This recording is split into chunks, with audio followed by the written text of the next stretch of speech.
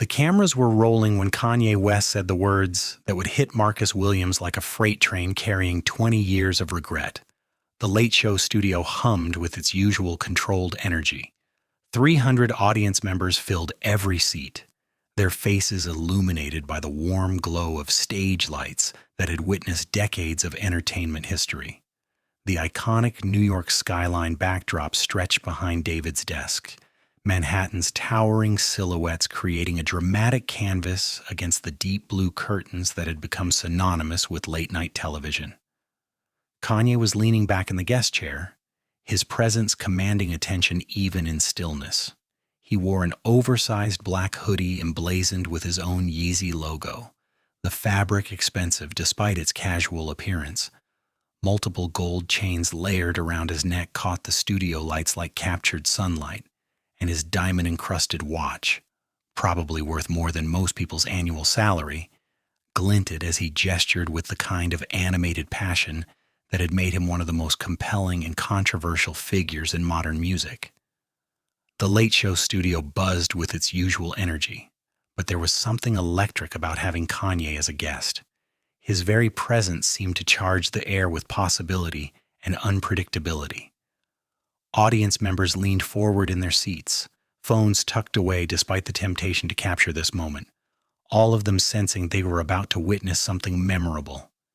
David Letterman sat behind his mahogany desk, his fingers steepled in that familiar pose of curious attention. At 68, David had interviewed countless musicians, but Kanye brought a particular intensity that kept everyone on edge, never quite sure if they were about to witness brilliance or controversy. "See, Dave," Kanye was saying, his voice carrying that familiar mix of vulnerability and bravado that had defined his public persona for 2 decades. "When I first started out, nobody believed in my vision. I'm talking nobody. I went to every label, every producer, every A&R guy in the game, and they all told me the same thing. Rappers don't make beats, producers don't rap. Pick a lane, young man." The audience was hanging on every word, some nodding along with Kanye's story, others sitting back to see where this narrative would lead. Kanye's diamond-encrusted watch glinted as he moved his hands, emphasizing each point with the kind of theatrical flourish that had made him as famous for his personality as for his music. "But that's the thing about vision," Kanye continued, his voice growing more intense. "Vision don't need permission. Vision don't need validation. Vision just needs persistence. And when everybody telling you no, you gotta learn to be your own yes." Behind the cameras, in the cramped audio booth that most viewers never knew existed, Marcus Williams felt his stomach drop. He was adjusting sound levels, checking microphone feeds, monitoring the complex array of equipment that kept television shows running smoothly. The booth was his domain, a small space filled with mixing boards, computers, and enough cables to stock a Best Buy. Marcus was 42 now, with graying temples and tired eyes that came from working too many late nights. He wore the standard-issue black polo shirt of CBS technical staff, marking him as part of the invisible army that made television magic happen. For the past 8 years, he'd been working sound for The Late Show, a steady job that paid the bills and kept him close to the music industry he'd once dreamed of conquering. But once upon a time, Marcus Williams had been somebody different. Once, he'd been an assistant A&R representative at Rockefeller Records. Once, he'd had the power to say yes to young artists with big dreams. Once, he'd held the future of hip-hop in his hands and made a decision that would haunt him for the rest of his life. The memory came flooding back as Kanye continued talking about the early rejections, about producers who wouldn't take his calls, about executives who saw him as just another beat maker trying to cross over. Marcus's hands trembled slightly as he adjusted the audio levels, his mind transported back to a day in 2004 that he'd spent 20 years trying to forget. It was a Tuesday afternoon in September 2004. Marcus had been working at Rockefeller for 6 months, still trying to prove himself in an industry that ate young executives for breakfast. The label was hot at the time. Jay-Z was at the peak of his powers, and everyone was looking for the next big thing. Marcus had been tasked with listening to demo submissions, sorting through hundreds of CDRs from hopeful artists across the country. That's when the package arrived. No fancy presentation, no elaborate press kit. Just a simple manila envelope with Kanye West written in block letters across the front. Inside was a CD with the college dropout demos written in Sharpie, along with a brief note, "I'm already producing for Jay. Now I want to rap. Give me a chance." Marcus had known the name. Kanye was already making noise as a producer, crafting beats for Jay-Z, Alicia Keys, and other major artists. But producers trying to become rappers was nothing new. Most of them couldn't make the transition. Most of them should stick to what they knew.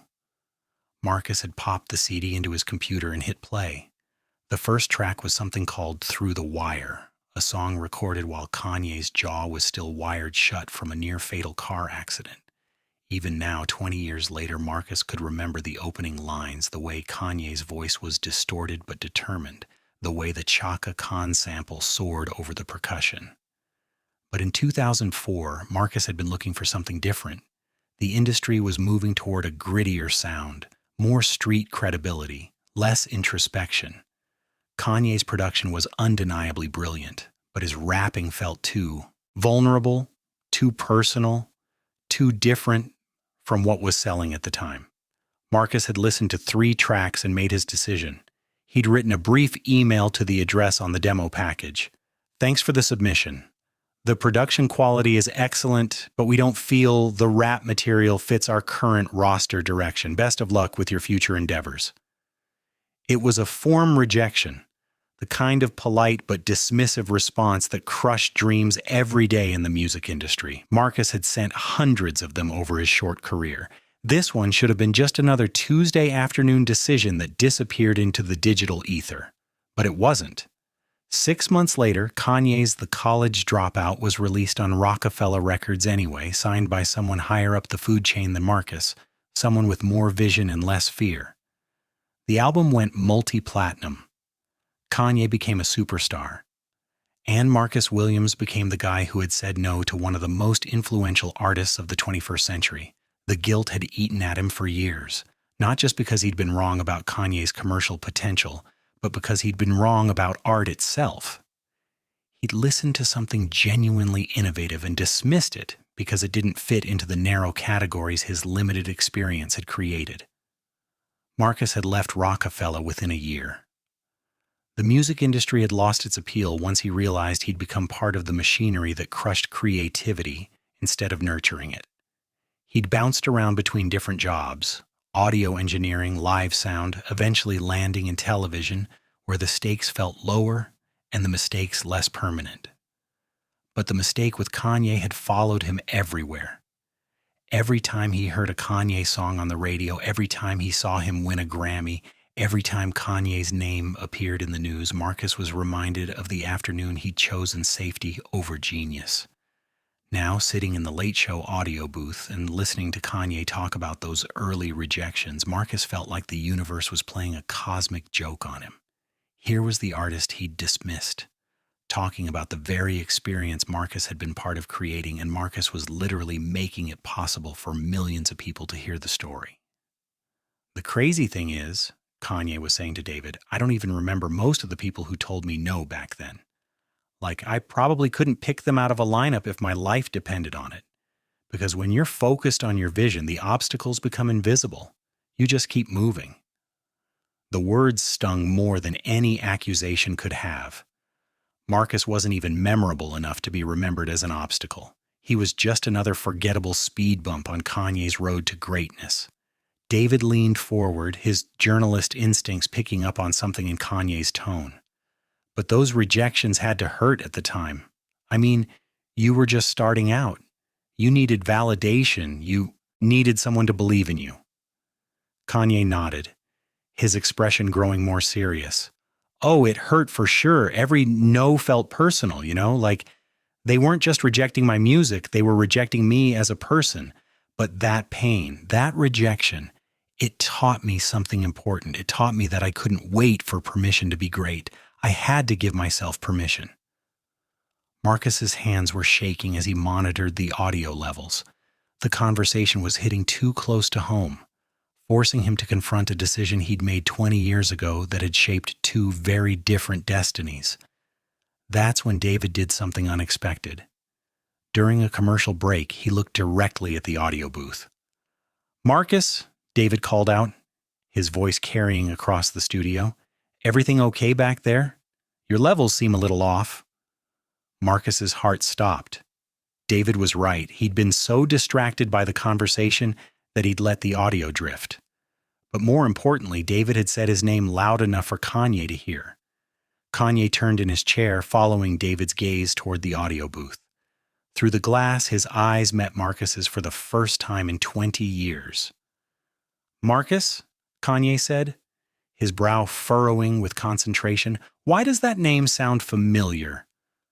Marcus wanted to disappear, to sink into the floor, to become as invisible as he'd been for the past 8 years. But David Letterman had spent decades reading people, and something in Marcus's expression told him there was a story here. "Marcus, why don't you come out here for a minute?" David said, his voice gentle but insistent. "I have a feeling you and Kanye might have met before." The walk from the audio booth to the stage felt like the longest journey of Marcus's life. Each step echoed in the suddenly quiet studio, his work boots clicking against the polished floor.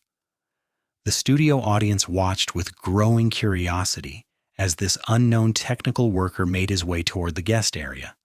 Kanye studied Marcus's face with intensity, clearly working through his memory to place this familiar-looking stranger. When Marcus reached the stage area, David gestured for him to come closer. The cameras adjusted their focus, capturing every detail of this unscripted moment. "Marcus Williams, everybody," David announced. "He's been our audio engineer for 8 years, and something tells me he's got a story to share." Marcus looked at Kanye, then at David, then at the 300 audience members watching. His mouth felt dry, his heart hammered against his ribs, and for a moment he considered making up some excuse and returning to his booth. But 20 years of carrying this secret had been long enough. "Take your time," David said softly. "What's your connection to Kanye?" Marcus took a deep breath. He looked directly at Kanye, meeting those intelligent eyes that had stared out from album covers for 20 years. "I was the guy who told you no," he said, his voice barely above a whisper but clear enough for the studio microphones. The words hung in the air. Kanye's expression shifted from confusion to curiosity. "When?" Kanye asked, his voice softer now. "September 2004, Rockefeller Records. You sent in demos from The College Dropout, and I sent back a rejection email. I said the rap material didn't fit our roster direction." The studio fell completely silent. Not the manufactured quiet of a commercial break, but the deep silence that comes when people witness something too real for entertainment. This wasn't scripted television anymore. This was real life intersecting with celebrity in the most unexpected way, 2 decades of history colliding in a single moment. Kanye stared at Marcus for a long moment, his expression cycling through surprise, recognition, and something that might have been amusement. Then he began to laugh. Not a cruel laugh, but the kind of amazed laughter that comes when the universe reveals one of its stranger coincidences, when the impossible becomes inevitable. "Man," Kanye said, shaking his head in disbelief, 20 years later, and here you are making sure people can hear my story clearly.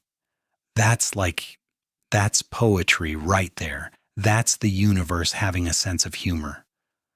Marcus's eyes filled with tears he'd been holding back for 2 decades.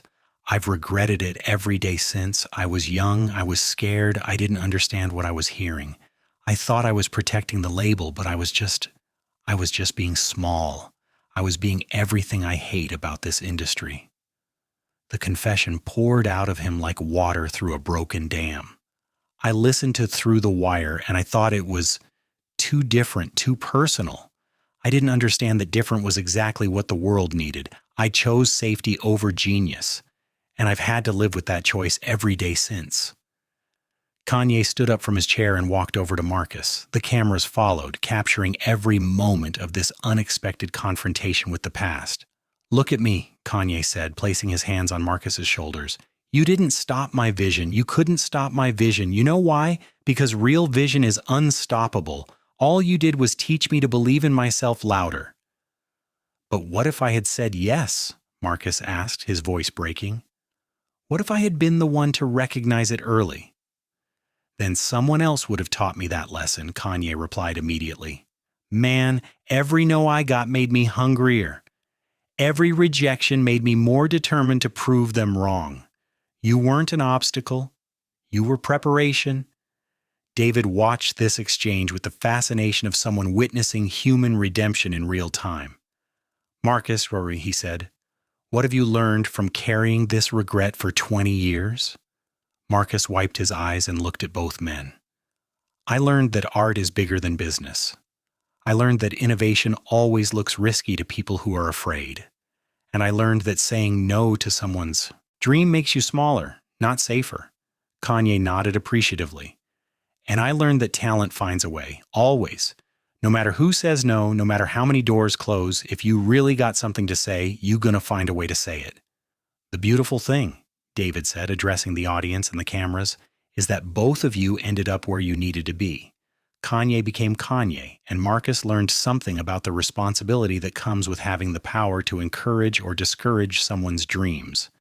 Kanye pulled Marcus into a hug, and the studio audience erupted in applause. Not the polite applause of a talk show, but the genuine emotion of people who had witnessed something real and unexpected. You know what, Marcus? Kanye said as they separated. I'm glad you're here tonight. I'm glad you got to see that the kid you said no to grew up just fine. And I'm glad you learned something from it because that means other dreamers might get a different answer when they come to you. Marcus smiled through his tears. They will. I promise you they will. As the cameras cut to commercial, the three men stood together in the warm glow of the studio lights. 20 years of regret had been transformed into a moment of understanding, forgiveness, and mutual respect. Sometimes the most important conversations happen when we least expect them. And sometimes the people who hurt us the most end up teaching us exactly what we needed to learn.